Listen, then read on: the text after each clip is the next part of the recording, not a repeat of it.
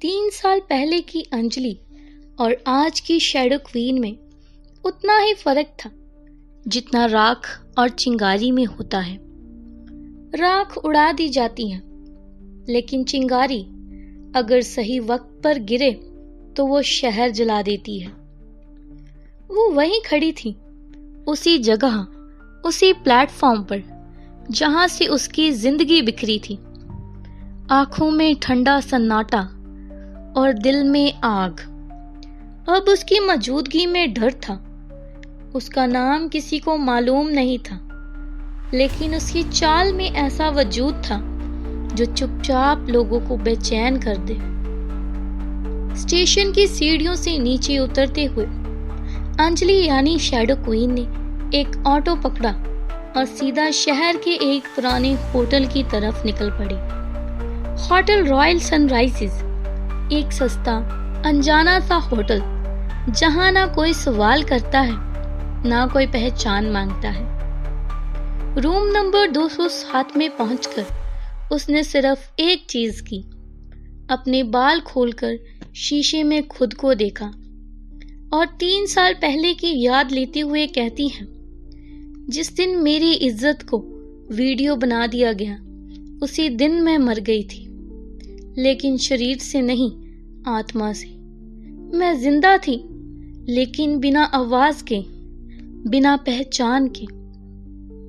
दिल्ली से भागकर अंजलि सबसे पहले हिमाचल की तरफ निकली थी। वो पहाड़ों में छिपने नहीं गई थी, वो खुद को फिर से गढ़ने गई थी। एक नया नाम, नया चेहरा नहीं, बल्कि एक नया अस्तित्व और एक नया मकसद। अंजलि का पहला साल उसकी चुप्पी और सन्नाटे में गया। वो एक पहाड़ी गांव में एक बूढ़ी औरत के साथ रही। ना इंटरनेट, ना मोबाइल, ना कोई खबर। दिन खेतों में और रातें छत पर खुद से लड़ते हुए। कई बार आत्महत्या का ख्याल आया, लेकिन हर बार आरव की वो घिनौनी हंसी याद आती।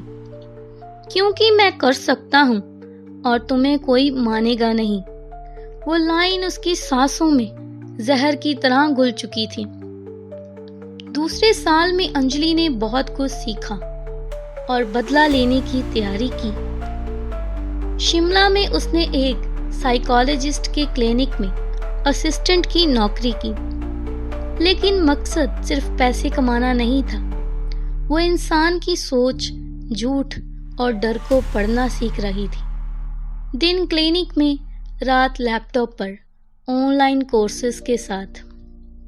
Criminal psychology, human behaviour and mind patterns, body language reading, NLP और सबसे बड़ा हथियार हैकिंग जैसी चीजें सीख रही थी। इसी दौरान उसकी मुलाकात हुई सिया से, एक बुरी तरह टूटी हुई लड़की, लेकिन बेहद तेज हैकर, जिसने खुद सिस्टम से बदला लिया था। दोनों की कहानियां अलग थी, दर्द एक जैसा। सिया उसकी मेंटर बन गई। तीसरे साल में अब सिर्फ जन्म नहीं, आगमन हुआ शैडो क्वीन का। अब अंजलि सिर्फ नाम था पास्ट का। अब जो थी वो थी शैडो क्वीन, और उसकी वापसी ऐसे नहीं होनी थी कि बस वो दिखे। उसकी वापसी होनी थी ऐसे कि दुश्मनों के पसीने छूट जाएं। दिल्ली लौटते वक्त ना कोई दोस्त था, ना रिश्तेदार, पर अब जरूरत नहीं थी। उसके पास ताकत थी, स्किल्स थी और एक मकसद। उसकी पहली चाल थी आरव की रातों की नींद उड़ाना। आरव अब MLA का बेटा नहीं, खुद पॉलिटिक्स में था। टीवी चैनलों पर बहस करता, जनता के मसीहे की तरह दिखता, और चारों तरफ कैमरे थे, लेकिन असली चेहरा किसी को नहीं दिखता था। लेकिन शैडो क्वीन ने देख लिया था उसका गुनाह, उसके घमंड और उसकी कमजोरियां।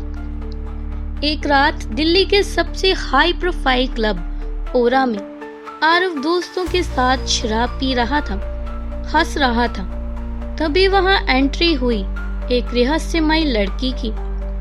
Black dress, mask, high heels और एक ऐसी चाल जैसे हर कदम किसी की कब्र खोदता हो। वो सीधे बाहर की तरफ पड़ी और बिना नजर मिलाए आरव के पास गई। झुककर उसके कान में कहा, इतिहास गवाह है, जिसका घमंड सबसे ऊंचा होता है उसकी चीखें सबसे गहरी होती हैं। आरव का चेहरा सफेद पड़ गया। वो पलटा, कुछ बोलने ही वाला था, लेकिन वो लड़की हवा में जैसे गायब हो गई। वो डर गया। पूरी रात सीसीटीवी फुटेज देखता रहा। चेहरा नहीं दिखा, लेकिन उसकी चाल वही थी जो कभी अंजलि की हुआ करती थी। उसी रात उसने पुराने चैट्स खोले, एमएमएस फिर से देखा, लेकिन इस बार वो वीडियो उसे जला रहा था। मजा नहीं, डर आ रहा था। और तभी उसे मिला एक पुराना वॉइस नोट। अगर कभी कुछ गलत हुआ तो मैं वापस आऊंगी, लेकिन तब मैं अंजलि नहीं होंगी। उसके हाथ कांपने लगे, माथे से पसीना टपकने लगा। उसने खुद से कहा, नहीं, ये इत्तेफाक नहीं हो सकता, वो मर चुकी है। लेकिन डर कभी झूठा नहीं होता। डर तब आता है जब रूह जान चुकी होती है कि सजा आने वाली है। उधर शैडो क्वीन होटल के रूम 207 में लैपटॉप के सामने बैठी थी। आरव की फुटेज एडिट कर रही थी। स्लो मोशन में हर पल को, हर चेहरा, हर भाव को आग की तरह आवाज के साथ काट रही थी। वीडियो का नाम रखा गया rising for the ashes, chapter 1 begins. कैमरे की तरफ देखकर उसने कहा, उसने मेरी आवाज छीनी थी, अब मैं उसकी नींदें छीनूंगी। उसका गरूर उसकी सजा बनेगा और उसका डर मेरी अदालत। अब ये कोई बदला नहीं था, ये इंसाफ था। और इस इंसाफ के लिए अब उसे किसी जज की जरूरत नहीं। उस रात उसकी डायरी में सिर्फ एक लाइन लिखी गई, पहला कदम रख दिया है।